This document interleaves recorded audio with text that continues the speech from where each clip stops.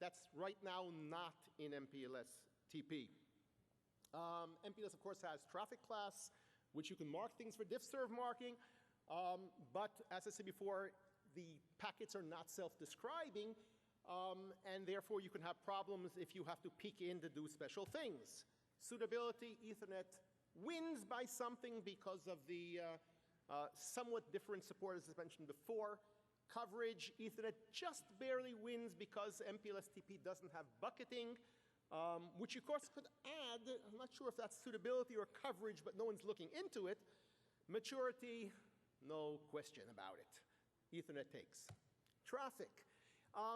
It's really not important if we have all the mechanisms if we can't handle the traffic that we want. Now, Ethernet has ether types, so it can handle all sorts of things. Nice feature about ether type, put down some money and you get one. MPLS, of course, has the pseudo-wire mechanism.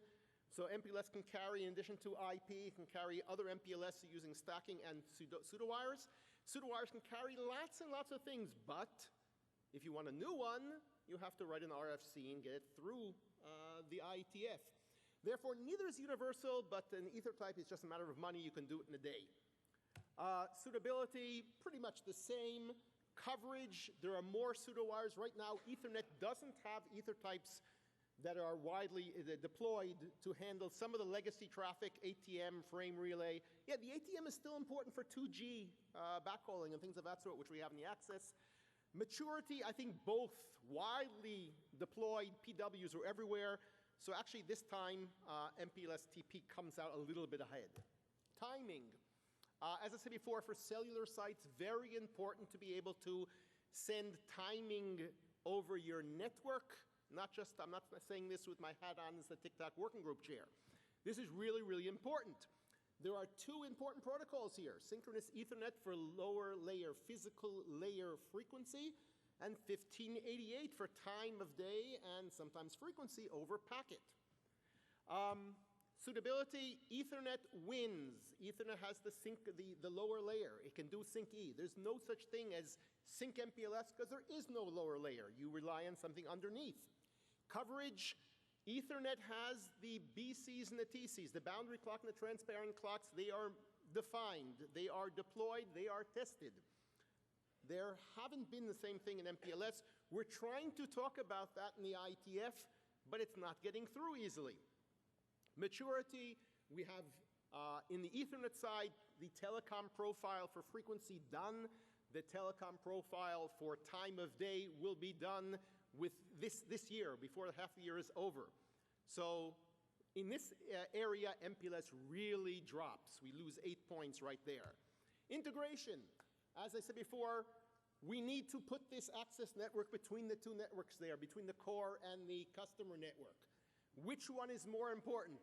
Matching the core or matching the customer? Well, once again, it's a matter of looking at it. In suitability, each one loses a point for not going the other way, but gains a point, so it's sort of like a tie. Coverage, neither is perfect, but I gave a slight advantage to Ethernet here. Read about it in the previous slide. Maturity, here is a important point that the seamless MPLS that we were talking about before is a great document. We heard today that it's been deployed. I have to look into that. Maybe I have to bring up another point here or two. Have to see how much of this is actually being deployed, but obviously compared to Q&Q Ethernet, I still think we have a winner here in the Ethernet. Now the CAPEX and the OPEX issues. Here I think Ethernet in suitability loses. Ethernet being random addresses, non-aggregatable, are really not suitable. However, because Ethernet is so popular, people have gone to a lot of work in devising mechanisms for doing efficient hashes, and you can do 10G and 100G with 100K and above MAC addresses, and it's inexpensive. So it's not suitable, but people have worked it out. On the other hand, full LSRs are complex and expensive. However, the whole idea of TP is to use a simpler device. So you can use a pure forwarding switch kind of thing for MPLS, but you still require the lower layers which don't exist. You'd have to put either Ethernet or SDH or something like that there. So from the suitability point of view, Ethernet I said tie, that's wrong. Ethernet loses, sorry.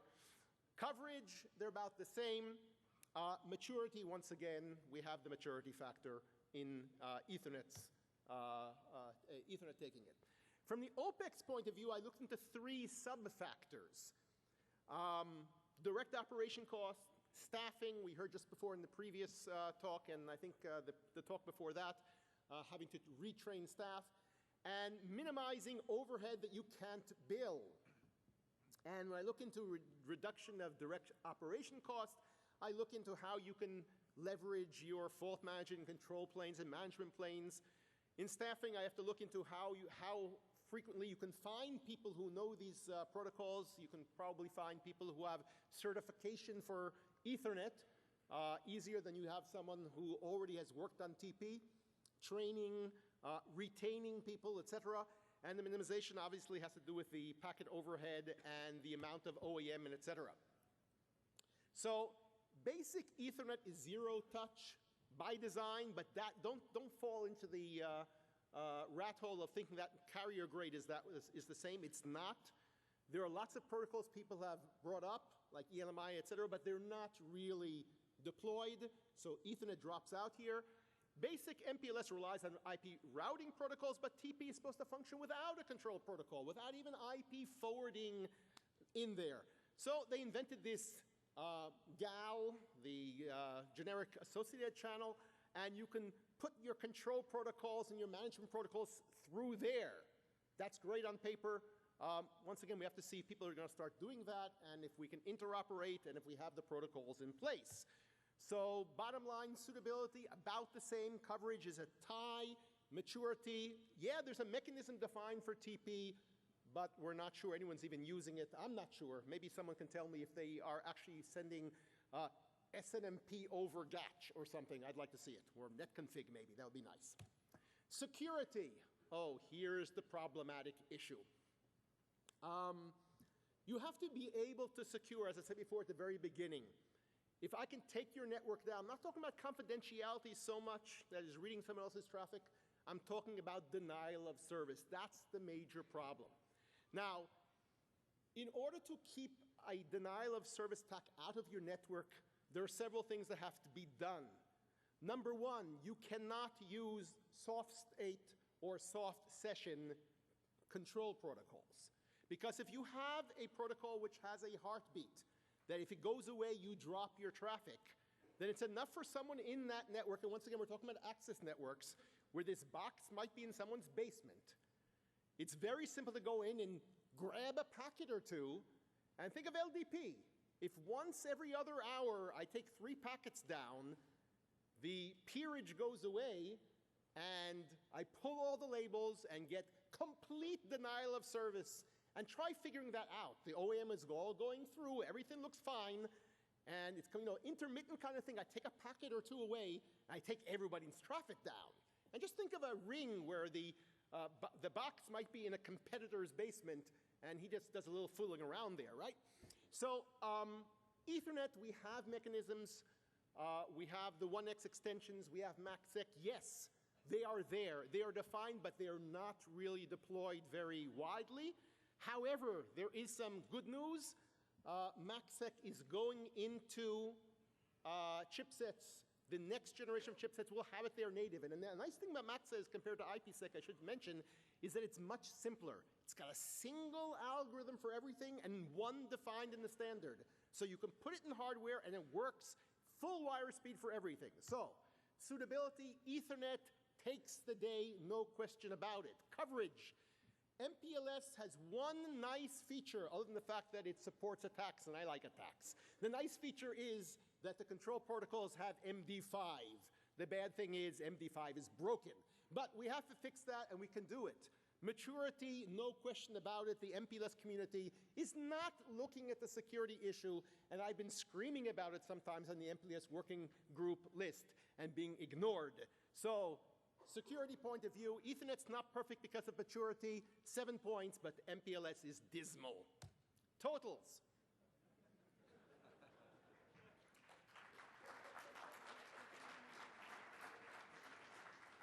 Three minutes and 25 seconds to go for this one slide. As I said before, you could pick your numbers a little bit differently, but the way I added up, and I really think I want to give MPLS TP 2 more points because of the packet PW approach gives it a little bit more leverage, but still, Ethernet didn't get 100. It got a sort of like is it a B plus or something, 89 out of 100, but TP is 52. However, notice, it lost a lot for maturity, obviously. It lost a lot for maturity because the things aren't there. If we start doing interrupt events, if I went over to the ENTC before, and there was a really small, just like 2 or 3 racks this year. Why? Because we've done all these things already. It's gotten real small because everything's been done. If we start doing it with TP again, hey, next year we're going to have lots of racks out there.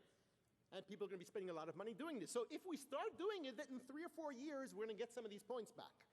However, the security issue, we lost 9 points, which I don't see any way of easily getting back. And I didn't mention the timing, we lost 8 points. Now, don't add them all together, because there's overlap here. You can't all of a sudden get MPLS at 150 points because of this, but there is a problem. Thank you.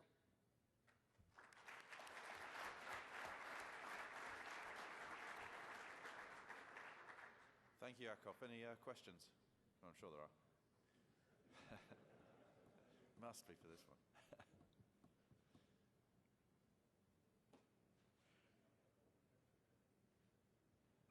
None. None. I think you've left everybody dumbstruck. Okay, thank you. Thank you very much.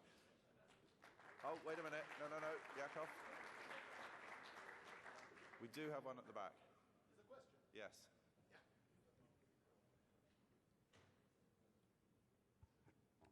Hello? Yaakov? Here?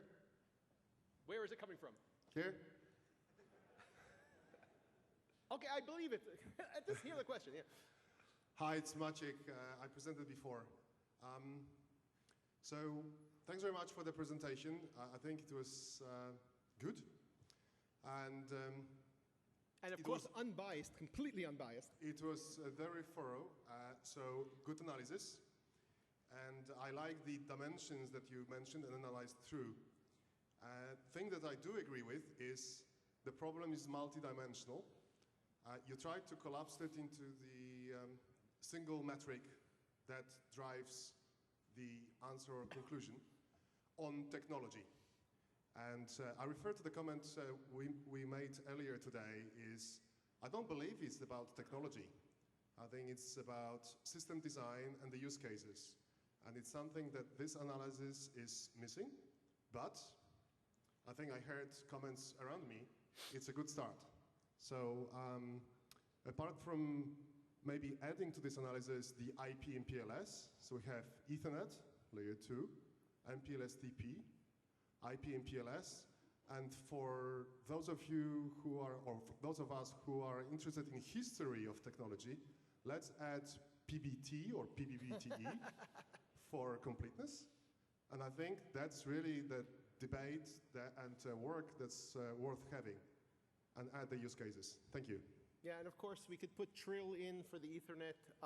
Yeah, and of course, OTN with full network support and et cetera. Okay, first of all, the opposite line that what Xipeng said when he got up there, he said he's not a technologist, I am a technologist.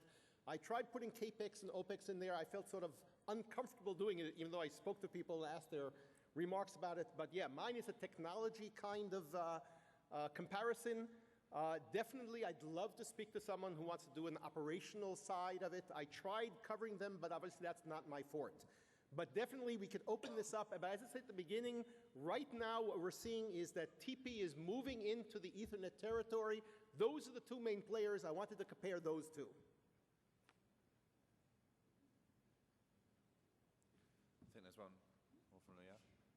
Luyan? Hi, Yaakov. Luyan Francisco. I think to analyze, to stress the importance of security and the timing, it's a good point. But are they orthogonal to the transport technology itself? In any technology, you need to take care of security and timing, right? So I don't think that's directly tied for the aspect we're comparing. If you're comparing MPLS TP, that is at par with PBT. PBT already standardized. So people want to uptake that, it's fine. So far, we haven't seen many. These are my... No, I agree. I could have brought the PBT into the question. I see some people in the audience who are PBT fans. Unfortunately, for completely non-technological reasons, PBT sort of dropped out along with a certain company which went under and a certain management of a large operator who changed its management staff to people who liked MPLS. However, the security issues, I believe, are not orthogonal because, as I said before, MPLS is a really difficult protocol to try to secure. There are no source addresses to authenticate, which means you really can't, close to the place where it starts, drop packets that are going to give you a lot more problems later. The control protocols, when they're there, are either like RSVP, which needs a heartbeat on every single session that you're keeping up, or LDP, which on the entire LDP session goes down. So you'll have to go to some kind of management protocol, which can be done, of course, but we have to see how it's done. So I think the security issues are important. It's interesting, downstairs, they were talking about, there was a whole session on IPv6 security. Now, IPv6 was built for security. It has IPsec as a mandatory to implement. And amazingly, they had a whole session on all the cat and mouse games that have been going on. Even a really good protocol, people, the hackers are smart, right? They find ways of doing bad things. When you start with a really bad protocol from that point of view, you have a much harder job. The timing, yeah, we can do timing to a certain extent. We can do 1588 over MPLS, and that's part of my job in the IETF to convince people like you to back it. And I'll be doing that at the upcoming IETF. Yaakov, just to respond on the security, I think that's the debate about 14, 12 years ago. So we gone through that, and since then, the MPLS being deployed. Back to that time, I was on the service provider but side. Luyan, excuse me, but let me just mention one thing. When we started doing MPLS a long time ago, there was a phrase that people kept saying. They kept saying that MPLS is soft on the inside, hard on the outside. What does that mean? It means they designed MPLS for a core environment where they assume there were no bad guys. So we made it hard for people to come in, but inside we made it soft. Now we're leaking that out, and it's soft everywhere. Disagree. We were on the deployment side. We haven't got the issue saying because we deployed MPLS, the network become less secure. I haven't heard any service provider I would be happy to sit with you and show you some really nice attacks. Well, any network can be attacked. The DDoS, it's different issue, right? So the I'm not talking argument about I DDoS. haven't heard is saying because MPLS, things are less secure. If that's the case, it died already. No, once again, as long as you keep it in core or you keep the network elements in buildings with nice big security guards with arms on them inside, then that is fine. Once you have MPLS network elements in broom closets, I'm scared. And once you do it seamlessly, it means attacks on that access can leak into the core, then I'm really scared. Agree with you. There more work need to be done on the access. That's why some people take the static approach for some security concerns. I'm only talking about the access here. In MPLS, right, to wherever it is, I had an RFC for MPLS security, so I I was co-author with you, remember?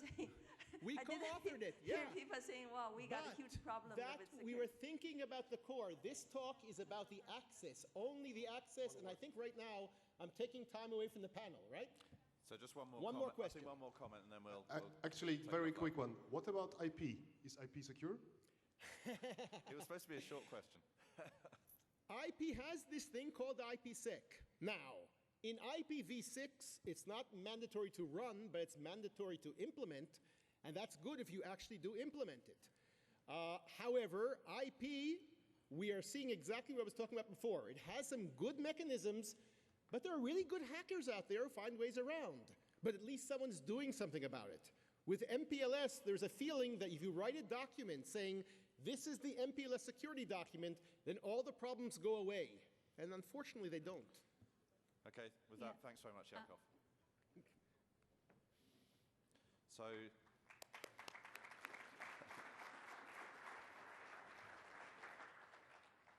So now we finish the day with a round table session that's going to be chaired by Vishal Sharma from Metanoia.